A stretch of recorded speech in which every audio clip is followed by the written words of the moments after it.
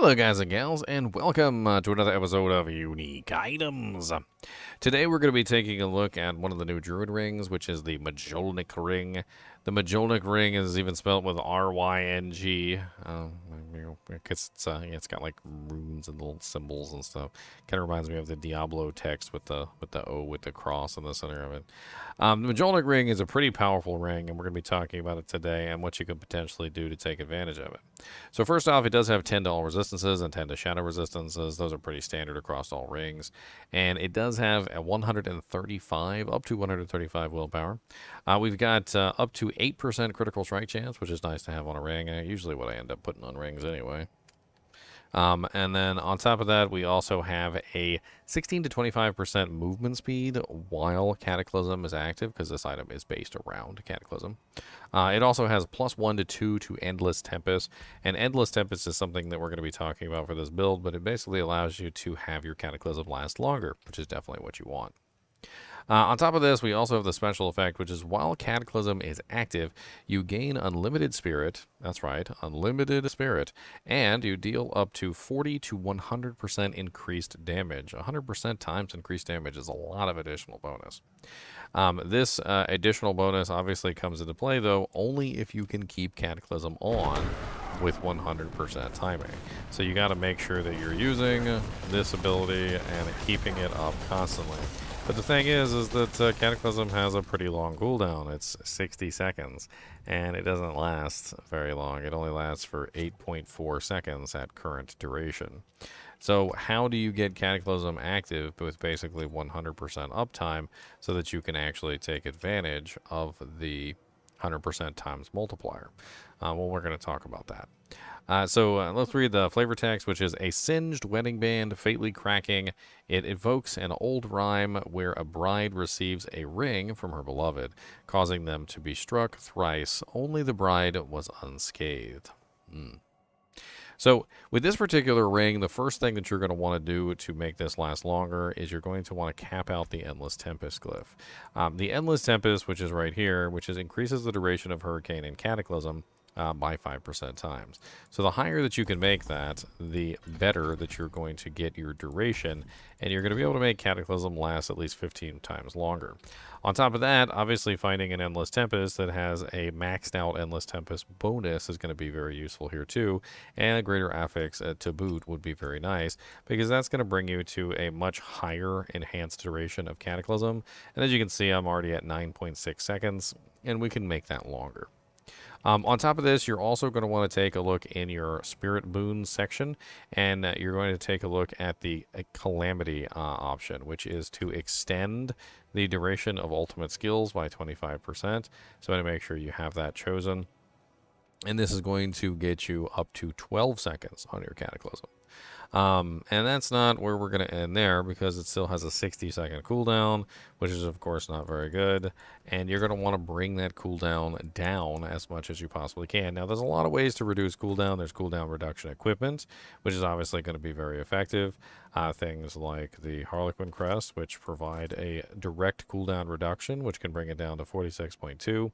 Now, keep in mind that you can only put on a maximum of 75% reduction, which means that you're going to be able to bring down your Cataclysm from 60 seconds minus 75%, which is going to bring you down to like a maximum of 15 seconds, which means that you have to make your Cataclysm last for 3 more seconds to be able to reach, as you can see, because I'm currently at 12, to reach that total amount, you're going to need an additional 3 seconds here to basically have a full uptime. Now, another problem is that they change these abilities so that a lot of the times it's more difficult to keep a permanent uptime on them than it was previously.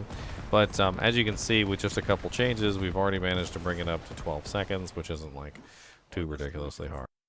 Mr. Goody Two Shoes, Mr. Goody Two Shoes. Ginger Evil Mentor here. Why bother farming when you can go to MMOEXP.com and simply purchase your items in gold? GGM would have you farm the items. What a pathetic being. Use code GEM Ginger Evil Mentor for 6% off your entire purchase. And don't tell Ginger Gaming Mentor that I was here. Let's also take a look at the aspects. I can't remember if there was an aspect in there that also increased the duration of Cataclysm, but we're also going to take a look at some other aspects that could potentially be useful for reducing your ultimate skills. So even though cooldown reduction is capped at a maximum of 75%, you can get cooldown reduction in other ways by using things like the hectic aspect as an example, which is obviously going to give you a 2-second reduction every single time you use your basic skills. So if you're spamming your basic skills with a hectic build, you could potentially, of course, utilize that to reduce the cooldown of your Cataclysm even further, maybe bridging that couple extra second gap so Cataclysm is always active. On top of that, we also have ultimates. So we've got the symbiotic aspect, which doesn't work for ultimates. I'm trying to remember here what the other ones are. There are some other ways that you can reduce cooldowns. A lot of the times cooldowns are restricted from removing ultimates or reducing ultimates because they don't want you to have ultimates up all the time.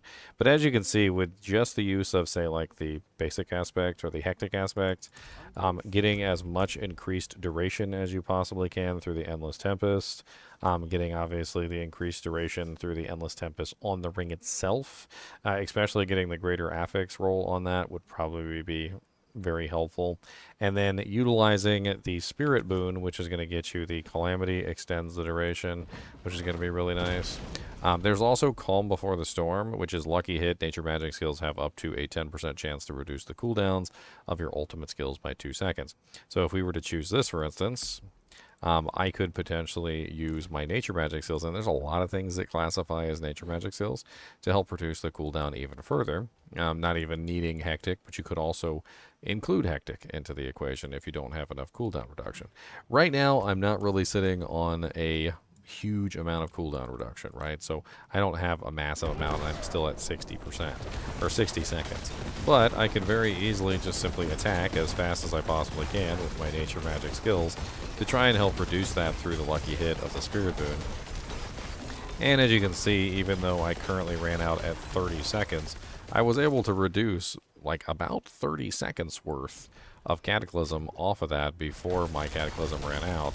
And it actually would be pretty easy to keep this permanently active if I threw in, say, like a hectic aspect as well, which isn't too difficult.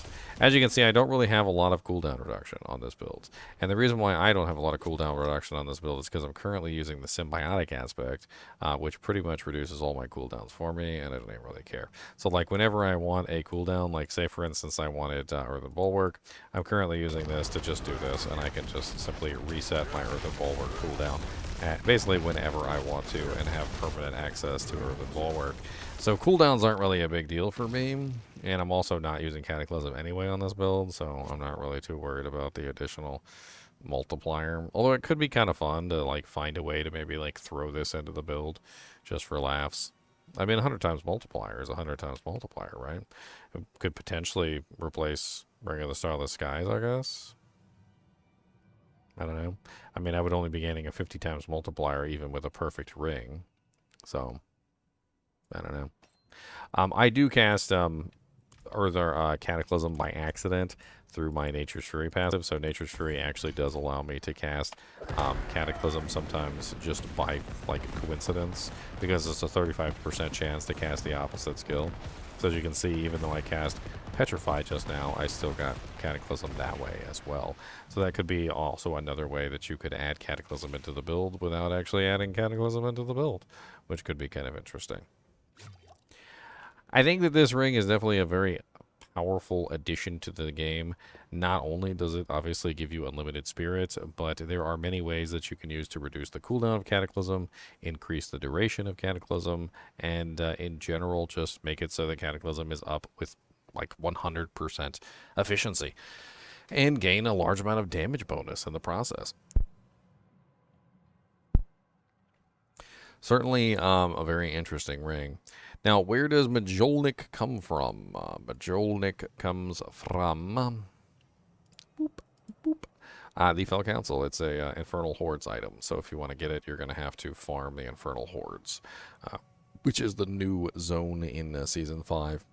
It's actually a pretty fun area to play in, though, so I think you'll have some fun in there, to be honest. I've been having a lot of fun in the Infernal Hordes myself.